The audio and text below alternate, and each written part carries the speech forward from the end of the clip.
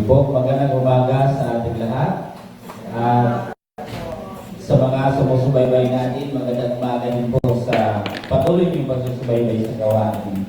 At salamat sa Diyos sapagkat ito yung panghuli nating gawain sa ating umagang yung devotional natin service. At sa lahat doon na nakasumlit, huwag niyo muna tanggalin yung mga kaba ninyo kasi sa mga susunod na taon, kayo na lang dito magsusumlit. Akala nyo nakahinga kayo, maghinga kayo parang malalim. Okay po. So, sa lahat ay binabati po kayong lahat. Binabati po natin ang lahat, maging lahat ng mga sumusubaybay na isang maligayang araw sa ating pagbati sa ating Panginoon sapagkat ito ay ating sinicelebrate yung okasyon na kung saan sa pagsilang ng ating Panginoon. Ano po? So, ito yung Christian celebrations, the birth of Jesus Christ. Yun po? So, kailangan talaga natin siyang alalahanin at ang Panginoon ay kailangan natin na bibigyan ng karangalan. Okay? So, tingnan natin yung ating mga pinag-aralan ng mga nakaraang araw na mula ng ika-16 ng Disyembre ito ay ating pong alalahanin. Ano po? Sapagkat ito yung message naman natin sa araw na ito. Subalit, bago tayo tumungo ron ay bigyan mo natin ng pansin yung ating pinag-aralan. Yung day 1 po natin, yung ika-unang araw natin na pinag-aralan ay walang iba kundi yung the lost sheep o mga tupang na nawawala o tupang na nililigaw. And yung ikalawang araw, si Jesus bilang liwanag ng mundo. Tama po. So, nire-repress lang po natin 3. Sa bawat kilos, nalalantad ang tunay na pagkatao ng isang tao. So, pang-apat ay mahalin mo ang iyong kaaway. Namahalin niyo na? Mas maganda yun. Okay, pang-5, huwag kaliligtaan ang Panginoong Isus. So, kung bakit tayo narito. And then, pang-6, yung awa ni Jesus. So, dapat matutuloy tayo. So, pang-7, makinig kay Jesus sa halip na maging abala sa maraming gawain. Tungkol ito kina Marta at Maria na ang Panginoong Isus pumasok. Subalit, iba naman yung ginagawa. So, wala lang.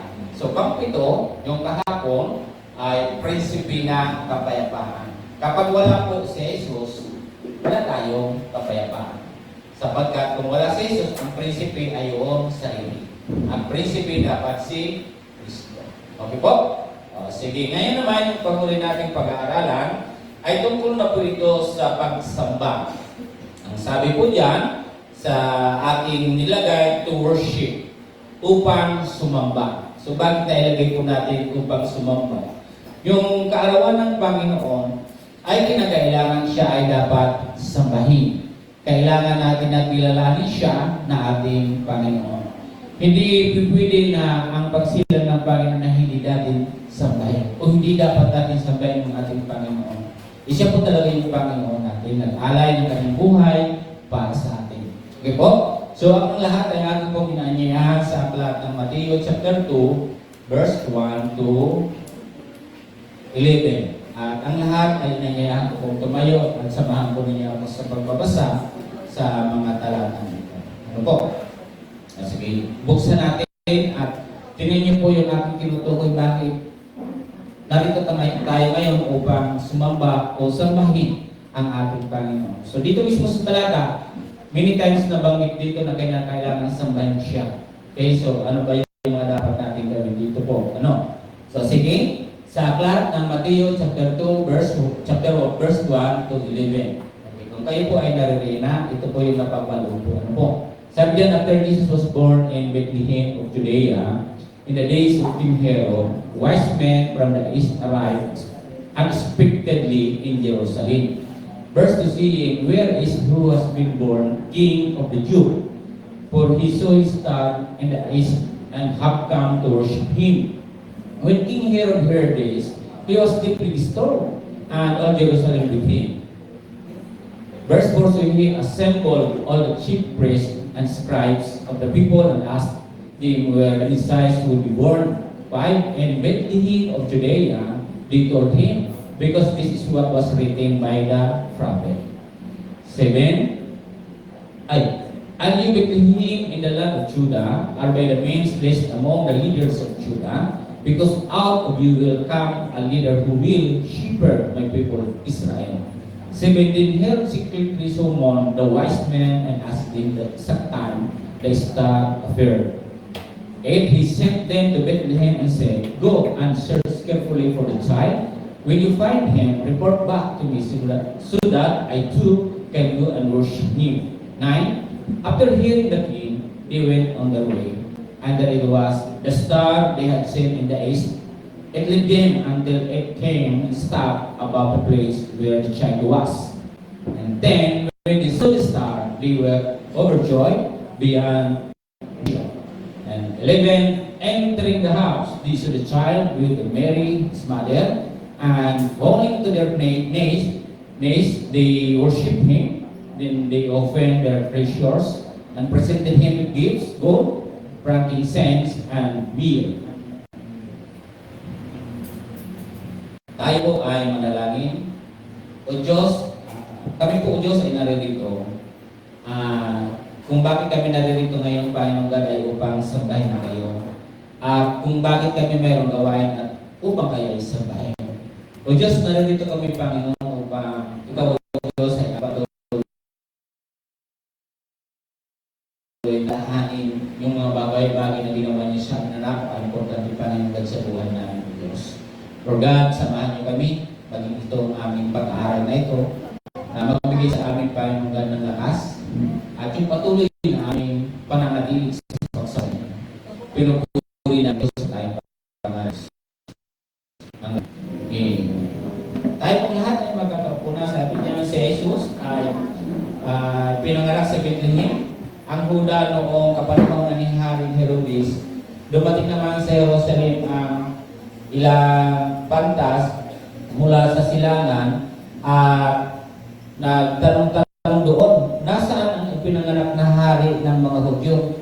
Nakita namin sa silangan ang kanyang tala at naparito kami upang sambahin siya. So, from the east, galing po sila ng silangan. Ito ay pantas. Ibig sabihin, wise men ay mga matatalino po sila. Ano po? Sabi na, mabalitaan ito ni Haring Herodes, siya'y naligalit, gayon din ang buong Jerusalem. Kaya, tinipon niya ang lahat ng punong saserdote at mga eskriba sa Israel at itinanong sa kanila kung saan ipinanganak ang Mesiyas. Sa Bethlehem po ng Judea at tugon nila ganito ang sinulat ng propeta. At ikaw, Bethlehem, sa lupain ng Huda, ay hindi nga huli sa mga pangunahing bayan ng Huda, sapagkat sa iyo lilitaw ang isang pinuno na mamamahala sa aking bayang Israel. Ito ay sa Bethlehem Ephrata. Sa Ephrata po siya sinilang. Sabi na, babatid ito lihim na ipinatawag ni Herodes ang mga pantas at itinanong kung kailan lumitaw ang tala. At pinalakad niya sila patungong Bethlehem matapos pagbilinan ng ganito. Humayo kayo at inyong hanapin mabuti ang sanggol. Kapag inyong natagpuan, ibalik agad ninyo sa akin upang ako may makapagsamba sa kanya. At lumakad na nga ang mga pantas, muli silang pinangunahan ng talang nakita nila at sa silangan hanggang sa sumapit ito sa tapat ng kinaroroonan ng bata. Gayun na lamang ang galak ng mga pantas na makita ang tala. Pagpasok sa bahay, nakita nila ang bata sa piling ng kanyang inang si Maria. Lumapit sila at nagpatirapat sinamba ang bata. So binuksan nila ang kanilang mga sisidlan at inihandog sa kanya ang dala nila dito, kamanyan at mera. Okay, so many times nabanggit po dito yung pagsamba. Kaya itong oras na ito mga kapatid, yung pagsilang ng Panginoon, isang bagay na dapat ginagawa ng tao yung dapat siya ay sambahin. Dapat siya ay bigyan ng karangalan sapagkat siya ay sinilang. Yung fulfillment na po ito ng prophecy doon sa Isaiah. Lahat ng mga prophecy po roon na darating ang araw ay ipapanganak na bilang tagapagligtas, papangalanan siya Emmanuel, na ang ibig sabihin ay God is with us. At ang Jesus or Jesus, ano ang kahulugan? Tagapagligtas. Tama? So, andyan lang po yan aking binabanggit sa talata na yung sinasabing si Jesus ay bilang tagapagligtas. So, chapter 1 po yun yung mababasa. Okay? So, tuloy-tuloy po tayo, sabi po dito sa oras na ito, mga kapatid sa ating binasa, na kinakailangan ang bawat isa ay sumamba sa ating Panginoon. Pero, sa panahon ngayon, hindi po natin literal na makikita at upang sambahin yung ating Panginoon. So, kinakailangan ng bawat isa dahil hanggang ngayon ay ang kanyang yung existence ng kanyang words ay tuloy-tuloy po siya. Kaya sabi diyan na let us worship the Lord in spirit and truth. So, dahil hindi naman natin makikita ngayon, hindi natin siya makikita na talagang personal na makikita natin yung Panginoon. So, let us worship the Lord, sabayin natin ang Panginoon sa Espiritu at katotohanan.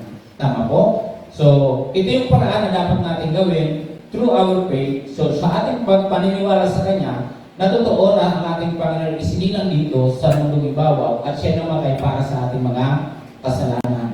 Tama po? So, literally natin nakita yung nangyari. Pero kailangan ang bawat isa sa atin sa pamamagitan ng Biblia, kailangan tayo ay manampalataya.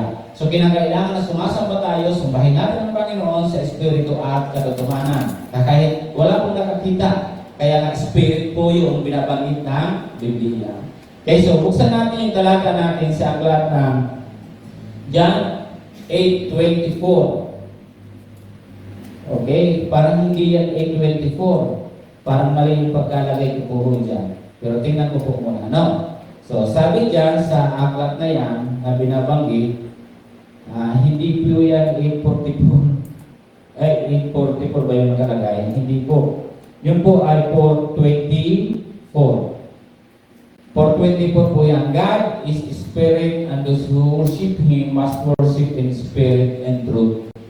Ayan. So, ang sino mang sasamba, tulad ng binanggit ko po rito, ay sabayin po natin siya sa espiritu at katotohanan. So, yung tatalakayin natin tulad dito ng 3 wise men, may ginawa po sila ng pagsamba.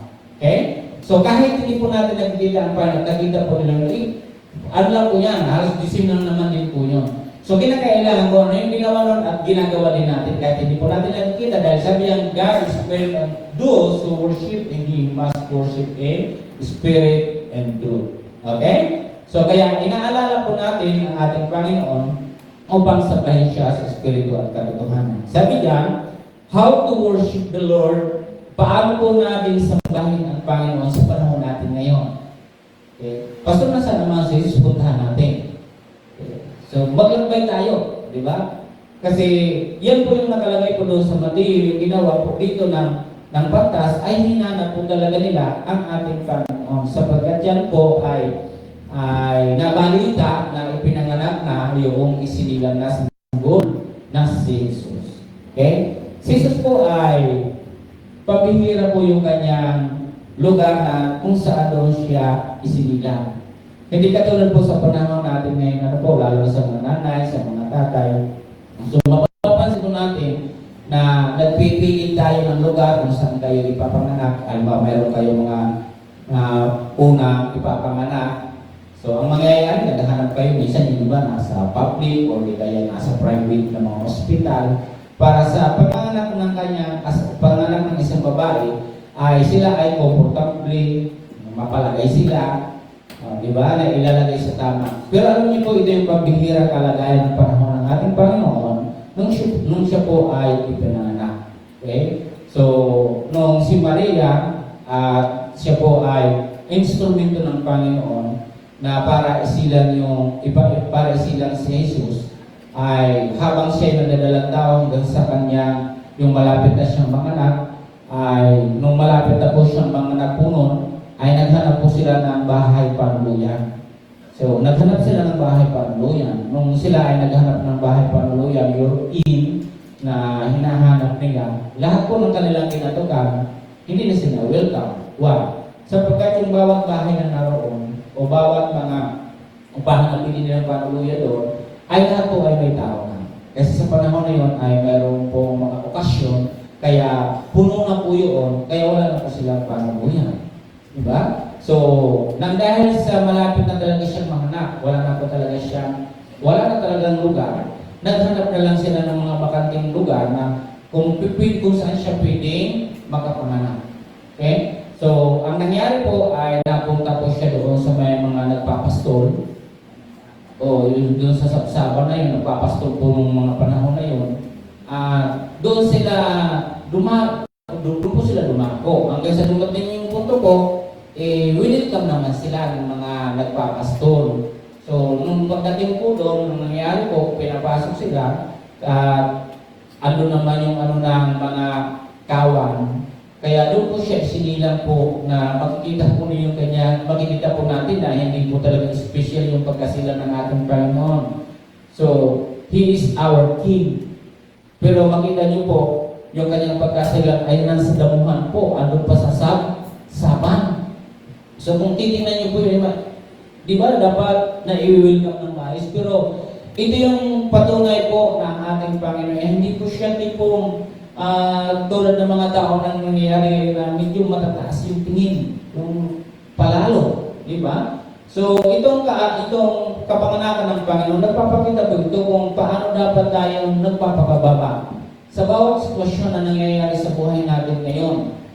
Di ba? So ang Panginoon, desisanay, magsilabas kayo kasi ako, mga anak yung anak ng Diyos. Pero hindi naman ganoon eh. Di ba? Hindi katulad ngayon, pag ikaw ay special na tao, magwawawang yung ambulansya. Kahit mayroon kang duty doon sa isang tao, iwanan dahil may special na tao eh. Di ba? Ang ating Panginoon, pinakita niya dito na kahit siya ay anak ng Diyos, makita po natin yung kanyang kalagayan. Hindi po siya yung nagpuwersa na, ako anak ng Diyos, lumabas kayo, dapat ako makapanganak ng ayos. Hindi po ganun yung ginawa pa ng panahon mo. Kundi ang Panginoon Hesus, hindi na sila hindi na sila bumili ito, kundi kung ano na lang yung bakating lugar, ayaw na lang, isilang. Di ba? Tayo minsan mapaghanap ng bawat bagay.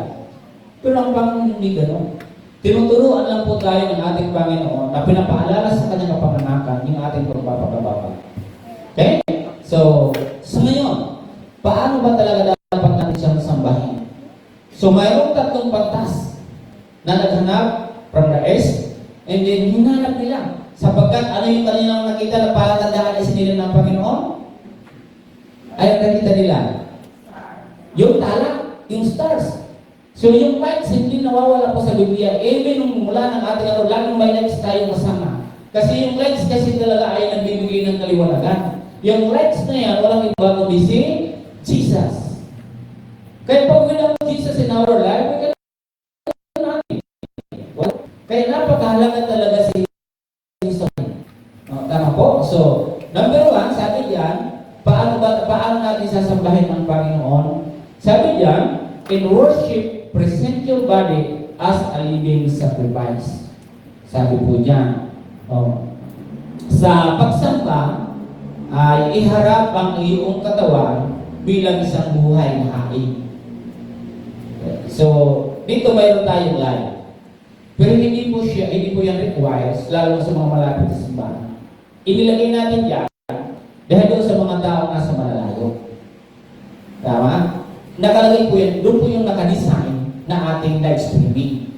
Halimbawa, mayroong mga talagang hindi na nakakalaga, kaya naglagay po tayo niyan. Pero yung isang baliho, hindi reason yun. Lalo na pag malapit dito, hindi po yung reason. Kasi may mga nasa malayo na nakakarating. Ano po? So, dito mga kapatid, bakit nasabi ko po na is to present your body as living sacrifice. Ano po yung ginawa ng pantas? Ano po ang ginawa ng pantas?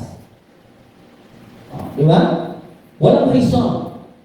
Kahit saan, pero sabi nila, pupuntahan namin yung sanggol na ipananganak upang siya ay aming sambahin. Di ba? So ano man yung sitwasyon, malayo o malapit man yung basta kami pupunta. So ang Panginoon ay kailangan ng bawat isa sa atin, mga kapatid, is sa ating pag-worship. Worship. Kinakailangan po natin yung buhay natin. Na kinakailangan dinadala natin. Ang pagsamba ay minsan ngayon, ikaw na yung pumunta doon. Yung asawa mong pupunta, punta ka na lang doon, at least may nagsamba sa ating pamilya. Hindi po yung gano'n. Hindi po yung gano'n, ha? So, lahat po tayong individuals ay kinakailangan na sumasamba sa ating Panginoon. Huwag niyong subuhin yung anak niyo, o anak, ikaw na muna yung magsimba doon, ihingi mo na lang ako ng tawad. Ano yun? Email? Ay, mayroon tayong mga sobre na, o, padala mo ito doon, ganito. O, di si sana yun na lang sana ginawa ng pantas. O di kaya yung kanilang pagsabay, hindi sa akin kung ano yung dala na. O ipadala mo lang, binabati na lang namin si Maria. Hindi. Iba po yung personal. Iba yung naroon ka sa lugar. Kasi ikaw magpadala na lang ng ganito naman. Hindi ko gano'n. The important is, in worship, sabi po Rita, sabi po niya sa aking binasa, sabi niyan is, present your body as a living sacrifice. So kailangan ano yung presensya mo? O, di ba? So, itong matalinong ito, di sabi nga ni Herodes, pag nakita niya, kami sasamba din sa kanya. Sabi ni Herodes. So, talaga naligaling po doon si Herodes eh. Kasi ano na yung king? Ano na yung pinanganak na, yung tuloy ng hula. Kaya naligaling, pag Herodes, nagkaligaling na sila. Asaan kaya? Asaan? O, di ba? So, mahalaga sa buhay ng isang tao yung hinahanap natin ng Panginoon. Tama po? Sila po ay naglambay. Hinanap nila ang Panginoon. So, present your body as living sacrifice. Ang pagsamba sa Panginoon ay dapat andun yung katawan natin. Diba? Minsan ng iba, sabi, dito na lang ako, pakinggan ko yung message ni Pastor kasi may live niya man ngayon. Minsan nanonood tayo ng live, pero kung ano-ano yung ginagawa natin sa loob ng bahay pag nag-live streaming tayo. Minsan nagluluto ka. Pagsamba ba yun? Pinakikinggan mo lang naka-live. Tapos ikaw kung nagwawalis ng ganito. Hindi po siya katulad po pag ikaw ay nagsamba. Bakit? Pag nagsamba ka po doon sa simbahan, wala kang ibang gagawin, uupo ka, makikinig ka, magbabasa ng Biblia. Pero iba po, napakalaki ang pagkakaiba ng live streaming. Napakalaki po ang pagkakaiba nun. O halimbawa, pag maghahandog ka, paano ka maghahandog? O, di ba? Ibig sabihin, lahat ng ginagawa, pag present ka doon sa isang simbahan, mas kakaiba po siya kaysa sa live. Kaya, hindi po natin nare-requires po, mga kapatid, yung mga naririto na ganun yung ginagawa. Kailangan na sila ay pumunta ng simbahan. Yan po ay sa pamalayuan po siya. Na kung wala na po talagang parang napapunta dito, paraan po natin yun. Yung mga tao na nararoon sa higaan, na di na makatayo, wala na kakayanan, isa po itong kagawin gamit sa kanila. Di ba? So, iba po yun. So, kaya dito sa pagkakataon na ito, mapapansin po natin na pwede naman sana nila, hindi na sana pumunta yung batas, pero ito yung paraan talaga na dapat ginagawa ng tao. Iwanan niyo yung business ninyo. Iwanan niyo yung trabaho ninyo, pupunta kayo sa simbahan. Kasi minsan, ay may online kasi yung work niya. Mag-online na lang siya, mag-online na lang siya sa kanyang pagsamba. Diba? Dalawa. Online nag-work, then online din nakikinig. Ibig sabihin, bigyan natin prioridad yung ating Panginoon. Kung mapapansin po ninyo lahat ng ating i-discuss, at ito mga kapatid, mapapansin po ninyo, babalikan na yung ating kinikwento, maging sina Martha, mapapansin po ninyo, nag-work, tapos nandun si Jesus. So, ano mangyari nun? Wala kang mabibigay na panahon sa pagsamba pag ano yung nangyayari. Kaya yung mga tao ngayon, maging itong mga nasa social media, ginawa nilang easy. Pero yung paggawa ng easy means is shock. Ginawa nila yung lahat ng gano'n para ang lahat ng tayo maging tamad, maging easy sa bawat bagay. Pero hindi ko minamasama yung social media. May tamang paggamit po niya. Naunawaan po? Kaya pag ma-abuse niyo po siya, magiging hindi maganda yung sitwasyon. Diba? Kaya ang pagsamba po natin, I encourage everyone is kinakailangan to present your body as living sacrifice. Means mga kapatid, pumunta kayo ng simbahan at manambahan kayo doon. Tama po? Kasi ito, isipin niyo po ito, yung kanilang nilakad sa panahon po noon. Wala po sa kanila yun. Kahit anong balakid, basta pupunta sila at sasapa sila. Iba po yung nasa malalayong lugar, pero nagpipilit sila pumunta sa simbahan. So one time, may sinabi ako dito sa inyo, ang tao, pag gusto lang hanapin ng Panginoon, kahit hindi mo siya sabihan, kukusa yan ang pupunta.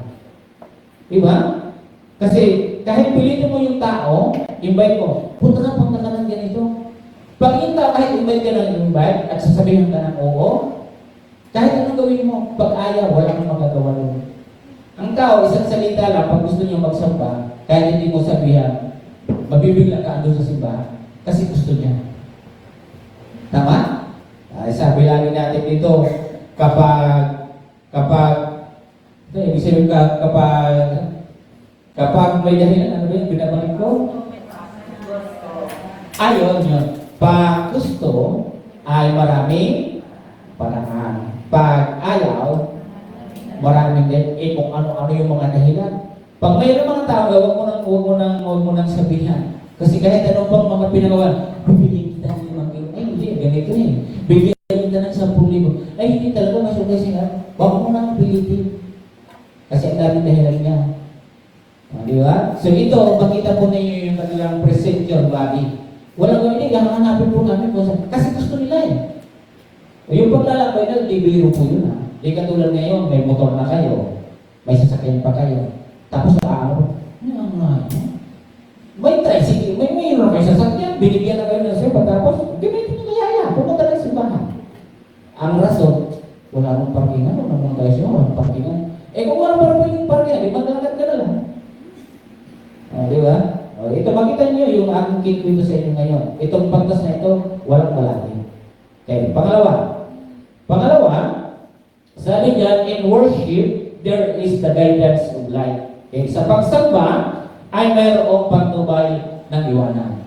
So, makita ninyo? Bakit po yan na nabanggit na yan na liwanag? Naging palatandaan nila yung tala, yung stars. Di ba? So, sa kanilang paglalakbay, ito yung maganda. Ang Diyos ay nagpo-provide ng isang bagay para sa iyo kung ikaw ay sasamba sa Kanya. Walang rason-rason. Dahil gusto nila, ano yung ginawa? Yung tala. Yung tala po yung naging paraan ng Diyos na yun ay maging isang gabay nila para makarating sila doon sa sabsaban. O, di ba kaya? Walang mayroon rason talaga yung tao kung gusto mo magsamba. Wala akong gusto pamasahin. Sabihin mo lang at gusto mo magsamba, mapoprovide sa iyo ang Panginoon. Di ba? So, ang pagsamba ay maliwanag. Nagbibigay po siya ng liwanag sa bawat isa sa atin. Sa pagdesisyon pa lang natin, nagliliwanag na po agad tayo. Pag gusto-gusto mo ang Panginoon ay nariyan. Yung tala, yung nagiging patubay, yung tala, yung nagiging gabay sa bawat isa sa atin, para ihatid tayo doon para sambahin natin ang Panginoon. Tama? O, sabi diyan. Sabi dito, in worship or sa pagsamba, ay mayroong patnubay ng liwanag, walang iba, kundi ang ating Panginoong Jesus. Kaya dapat tayo pagpupong. So, panambahan tayo, pupunta tayo. Di ba? So, makita natin yung batas, kaya naman hindi sila ng dalawang isip. Sapagkat mismo ang Panginoon yung nagpubuhay sa kanila ng liwanag hanggang sila ay makarating doon sa kanilang parurungan o sa kanilang pupuntahan. Tama? Mali ba yung ginawa nila? Hindi. Maliwanag sa kanila na isinilang ang Panginoon. Maliwanag sa kanila na sila ay sasamba. Walang makakabalingon. Sa isang tao na nagsasabi na magsasamba, kahit pigilan mo siya, hindi niya mapipigil. Pupunta po yun doon. Kaya sa kanila, walang makapigil. Diba? So, ang ginawa nila, naging isang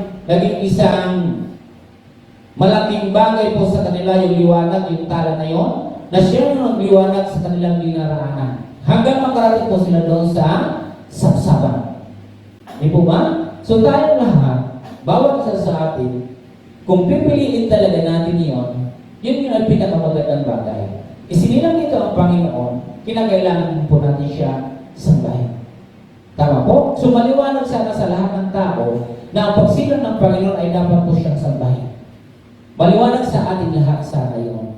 Okay? Unahin ang ating Panginoon. So, pangatlo, ito po yung napapalo sa pangatlo. Sabi diyan, in worship, there is an offering. Ano ang sabi po dito sa Biblia? Itong tatlong batas, sila ay sasamba at sila ay maglalakbay at ang patnubay nila walang iba kundi yung liwanag sa pamagitan ng dala. And then, sa kanilang paglalakbay, may dala ba sila o wala? Ang pagpupunta mga kapatid, kahit dito, pag may kaibigan ka na mayroong nanganak, ano kadalasan ginagawa natin pag ikaw ay dadala? Andun yung presensya mo, liban sa andun na yung presensya mo, minsan bumibili tayo ng fruits or pasalubong para sa kanya sapagkat alam natin na siya ay nanganak. Kaya mayroon tayo dala. So sa kanilang paglalakbay mga kapatid, hindi lang yung presence nila, di ba? Kahit gano'n yung kanilang dinaanan na para tumungo doon, ang hirap po mga kapatid ng kanilang ginawa, ha? Madali lang ikwento. Pero kung literal po na ating nakita yung ginagawa nila, habang naghahanap, mahirap po ito. Ang dali lang magkwento kasi hindi natin nakikita eh. Nakasulat lang po dyan, pero yung ating pagkwento mas malalim pa po ito. Yung kanilang ginawa doon. Di ba? Kasi kung talata lang, yung bawat pagkita na binabasa po natin, malayo po yun. Akala natin ganito lang yung diniktik doon at ganito lang yung sinulat. Hindi yung ganon. Bawat letra po dito, malayo po ito. At iba po yung karanasan ng bawat letra nito. Di ba? So, may dala silang mga handog, ginto, kamanyang, at mera. Oh. Ito yung dala nila. So, sa pagsamba, tinuturo sa atin ng Panginoon, maging noon pa man, maging itong tatlong pantas na ito, ay hindi lang i-over yung kanilang sarili, kundi may dala silang nakasiparit na talagang ibibigay nila sa Panginoon. Di ba? Ang pagsamba hindi mawawala yung ating pagbibigay. Hindi po yun mawawala. Kasi ang Panginoon, binigay niya ang buhay niya para sa atin. Kaya tayo ay dapat ibigay din natin yung buhay natin. So what is our best? Di ba? Hindi lang yung mga bagay, yung pinakamaganda yung buhay natin. Ang hirap pong magbigay pag hindi mo muna binigay ang sarili mo. Pag naibigay mo ang iyong sarili, saka doon mo lang maliliwanagan, doon mo lang malalaman na kailangan ko rin magbigay sa Panginoon. Sila ay mayroong handog na dala para sambahin ang Panginoon. So clear po yun, ano po? So ang sabi dito, sa talata na aking binanggit, pagpasok ng bahay, 11, nakita nila ang bata sa piling ng kanyang ina na si Maria. Lumapit sila at nagpatirapa at sinamba ang bata, binuksan nila ang kanilang mga sisidlan. May sisidlan sila. So, ang ginawa ay inahandog sa kanya ang dala nila, ginto, kamanyang, at mera. Sa pagsamba, bahagi ang paghahandog. Bahagi ang pagbibigay sa Panginoon. Tama po? So, ang Panginoon, mapapansin po ninyo na dito sa aking kinikwento, una na muna na nagbigay ang Diyos sa tao. Sino ang kanyang binigay? Ang kanyang bugtong anak na si Jesus. Siya muna. Ngayon, pumunta yung tatlong pantas at sila ay may dalang mga handog sa isinilang na sanggol na walang iba kundi si Jesus na ating tagapagligtas na ang pangalan doon sa inihula ay Emmanuel na ating sinasabi kasama natin ang Diyos. Diba? So yan po yun mga kapatid. So napakahalaga na sa bawat pagsamba po natin na hindi lamang na yung present yung sarili natin at hindi lang yung tignan natin na ang malayo ng paglalang pero hindi dapat gano'n. And then kasama pa rin po yung pagsamba na mayroon tayo dalang handog para sa Panginoon. Tama? Panghuli at ang pang-apat. Sabi dito sa pang-apat, in worship there is humility. Sa pagsamba ay may pagpapakumbaba. So, tinan niyo ito kapatid. Ang pantas, kung mababasa niyo sa ibang Biblia, sila ay matalino. Marunong. Diba? pagdating po nila doon sa ipinanganak sa isinilang na sanggol, anong ginawa nila? Anong ginawa nila? Ano yung action na ginawa nila? Bago magbigay ng ginto, bago magbigay ng kamanyang, bago magbigay ng mira, ano ang unang ginawa nila? Nagpatira pa. Okay? Kinilala nila si Jesus na Panginoon. Di po ba? Hindi nila present yung sarili nila kung sino sila. May mga tao ngayon, kapatid at kaibigan, ha? Yung pagsamba sa Panginoon, dapat tanggalin mo kung ano yung mayroon ka. Pero makita mo ngayon, yung mga tao, gusto laging sila dapat yung nababanggit. Gusto nababanggit yung kanilang profesyon, yung kanilang ginagawa, dapat highlight sa simbahan. Eh, hindi mawawala na si Kristo. Ikaw na yung Panginoon. Di ba? May mga tao, gusto apresisyon. Walang problema, kapatid. Okay lang po yun. Pero huwag mong pagbibigyan na para ikaw ay sabihan doon sa gitna na yun. Alam niyo, kapatid, binanggit kong mga karangguan, mas maigi na hindi mo pinorse yung sarili mo. Mas maigi na ibang tao yung naglagay siguro kung na hindi mo talaga pinirsa. Hindi ka nabuhat ang sarili mo upuan para pagbigay mo na yung ginawa mo. Mas maganda may nakapansin sa inyo, yun yung maganda. Pero yung sarili mong iyong i-force po doon, ay naku, mahirap yun. Ang daming taong ganyan ngayon. Di ba? So mapapansin niyo po ito, mabilanggit nila. Libal po doon, yung kanilang kaalaman, yung kanilang katalinuhan, kung sino man sila, malayo yung kanilang lakbay, anumang katayan ng buhay. Hindi po yung pinairal nila doon. Ang pinairal nila doon kung paano sila magpakababa sa harapan ng Panginoon. Alam niyo itong pagsilang ng ating Panginoon, hindi ito para mapansin ka eh. Hindi para mapansin kung ano ang mayroon ka tayo ngayon. Kundi ang panahon na ito, na talagang kailangan ng mga tao ay pansinin natin ng Panginoon. Kaya lang ang daming kaagaw ng Panginoon Jesus.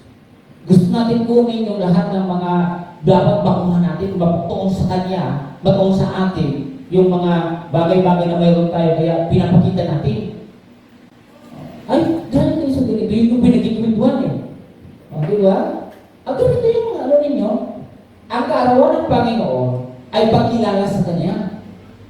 Tama po? So makita niyo po ito, pumunta po sila rin, nagsamba at ang patira pa po sila. Ang pagsamba ay kinakailangan ikaw ay nagpapakumbaba.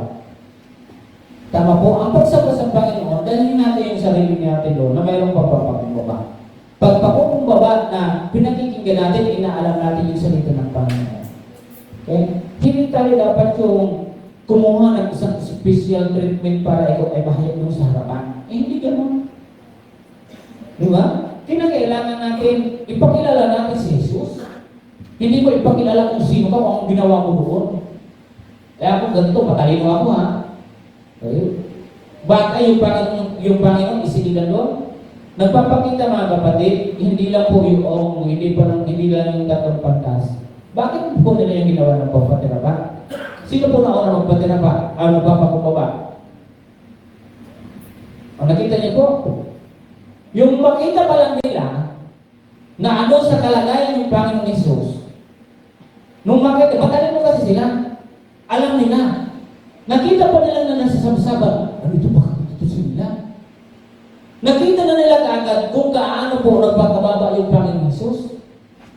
Hindi niya binibig yung sarili niya doon sa ingin na para pampaalisin nyo, para maging maganda yung lugar na pagsisilangan ni Maria. Hindi. Matalino itong pantas na to. Alam nila, bakit dito ito sisingina? Ito ba yung pangako? Ito ba yung propesiya noon sa panahon na yun? Bakit nandito sa sabsaban? Doon nila na-realize. Marami nga yung mga tao na nagdadabit na hindi maganda. Pero yung mga tao na mga ganyan, akala mo wala lang, pero sila yung mayroon. Pero yung mga tao na maganda yung magdadabit na nagpapakita nila, yung kadalasan yung kulang. Ora. Tapos. Ano nangyari po nung nakita po nila si Jesus? Ganoon na din po yung ginawa nila. Sabi, kakaiba ito. Ibang klase to. Bakit po? Si Jesus, pag-aari sila. Lahat ng ron pag-aari niya. Itong mundo na ito, nanilikha na ito, sino may-ari? Ang Diyos. Ano siya? O, di ba? Lahat tayo requires na tayo ay magkaroon ng humility. Pag pupunta tayo ng simbahan, bit-bit lagi natin yung pagpapakumbaba. Huwag tayo magmamataas. Ano na yung estado ng buhay ninyo? Ang pinag-uusapan natin dito si Kristo. Hindi yung yaman mo, hindi yung kung matalino ka, hindi yung kung ano yung naabot mo. Ang pinag-uusapan natin dito ay ang salita ng Panginoon. Ganun yung pagsamba. Kung magsasamba ka lang dito para magpasikat, hindi mo ganun. Pumunta tayo dito, hindi para pasikatin tayo, kundi pasikatin ang Panginoon. Amen, no? So, ito po yung diwa ng Pasko. So, iwas po tayo sa mga bagay na katulad nun. Laging ilagay sa puso ninyo yung nagpapakababa. Nawawala na sa buhay natin minsan yung pagpapakababa. Okay? So, 4 na bagay na ating tinalakay ngayon tungkol sa ating pagsamba. Ito yung closing po natin. Okay? So, number 1, sabi po diyan, balikan na natin yung ating pinag-usapan. Ang pagsamba ay kailangan iharap ang iyong katawan. So, kinakailangan gumawa ka ng bagay na makarating ka. Tulad na patas. And then, pangalawa, sa pagsamba ay mayroong patubay na liwanag. So, sa kanilang paglalakbay, makikita po natin na hindi po kailanman sila iniwan ng liwanag hanggang makarating po sila doon sa kanilang parurungan. Ganun ang Panginoon magpubay. Tama?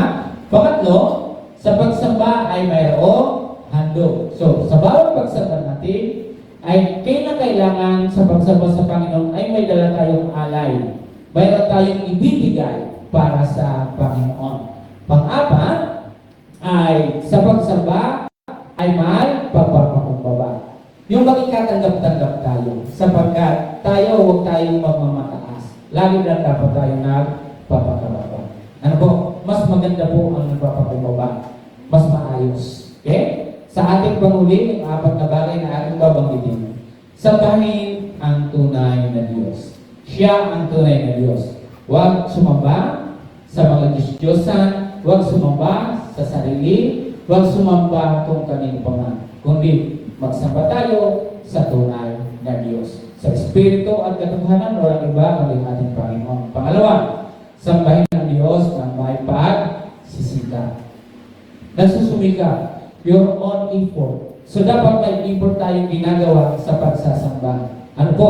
Hindi po na sa isip lang natin yung pagsamba. Okay? Yung una, worship the true God. And then, pangalawa, worship God with effort. So dapat nagsusumika. Kahit mahirap, hanapin mo yung Panginoon. Kahit alam mong hindi gaano maganda yung daan, pumunta pa rin sa Panginoon. Magsumikaw. Hanapin mo ang Panginoon kasi yung ginawa ng mga batas. Okay? And then third, sabi niya, worship God with humility. So, huwag natin tatanggalin yun. Sa pagsamba, siguraduhin na ano yung nagpapakababa. Okay? Ano man yung estado ko, ano man yung lagay ko, tanggalin ko yun doon. Sapagkat gusto ko si Jesus yung bigyan ko ng karangalan. Okay? Panghuli at pang-apat, worship God with love. Tama? So, dapat nandun sa puso natin yung minamahal natin yung ating Panginoon. Kung paano po minahal ng Diyos yung sa libutan, minamahal din dapat natin yung Panginoon. Amen? Okay. So, Merry Christmas sa inyong lahat at maging sa mga sumusubay po sa atin. At pwede po ba natin palakpakan ang ating Panginoon? Okay. So, I really appreciate everyone, your presence here in our church.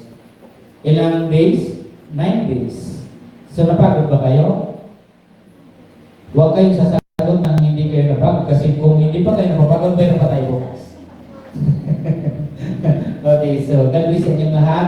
At alam ko kung sino sa inyong strict na pumunta dito at mayroong iba. So, I really appreciate. Alam ko naman na kahit mahirap, binanggit ko sa inyo ngayon. Diba? Ang pagsamba talaga ay may kasamang import. May kasama talaga siya ang pagsusumika. Yun talaga yun. Tama po? Na gayahin natin to na ginawa ng mga panginoon. Satisfied ba tayo? Okay, so palakpakan natin ang Panginoon. Okay, so ating alalahanin yung diwa ng Pasko sa buhay natin ang Panginoon. So salamat sapagkat nabigyan po ninyo ng panahon ng Panginoon imbis o sa halip na mga bagay na nakikita nyo dyan, pero nabigyan nyo ng pansin itong gawain ito. Until next time, sa bawat gawain natin ay sana lang tayo dadalaw. And then we will continue our daily devotions. So you're welcome. Every morning, mayroon po tayong Bible reading. So kung ano yung oras na ating ginagawa po, 30, pumunta kayo sapagkat hindi po ito putol. Nagkakaroon lang tayo ng special activities na iniiba po natin siya pagsapit lang po ng ganito. Pero yung ating regular na ginagawa, everyday po mayroon po bukas po din simbahan. You're welcome. Pwede po kayong pumunta. Kasi lagi tayo nagawa dito. Okay po?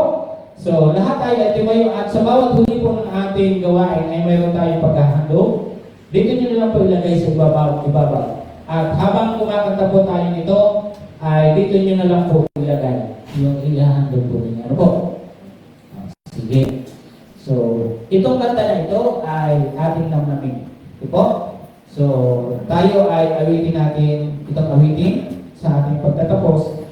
At habang inaawit natin ito, pili na lang po kayo pumunta dito sa harapan para sa inyong dalang mga handog sa ating Panginoon.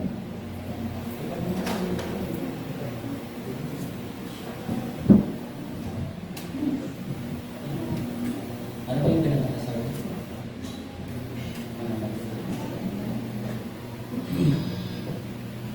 Sige po. Pakilagay po sa screen kasi hindi ko po sa ulo talaga yung awitin na yan. Alam ko yung song niya, but yung lyrics, I don't know. Okay.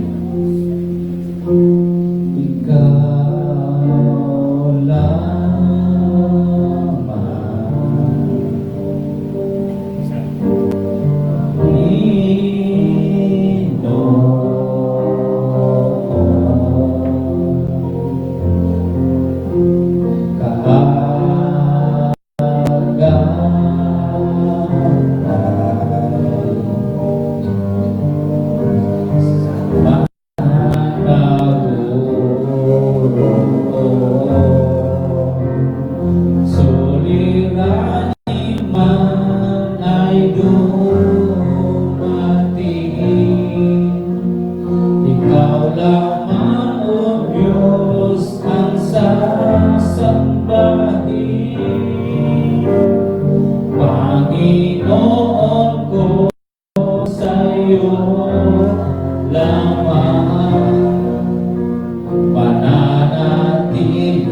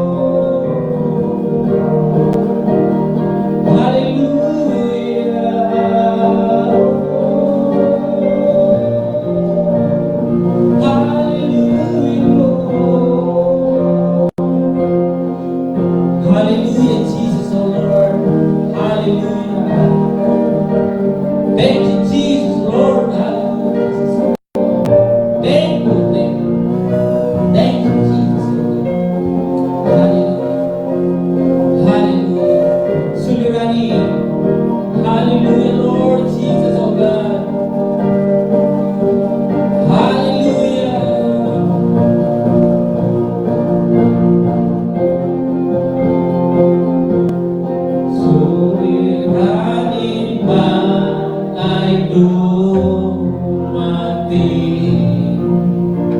Ikaw lamang, O Diyos, ang sasambahin.